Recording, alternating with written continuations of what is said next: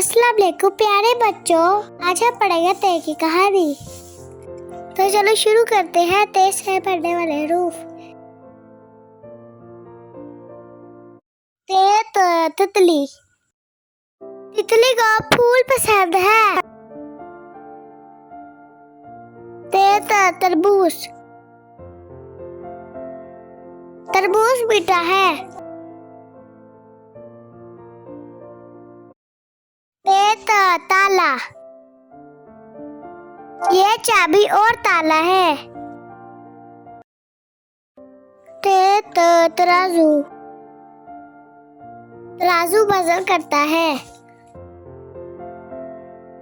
تے تارا۔ مجھے تارے پسند ہیں۔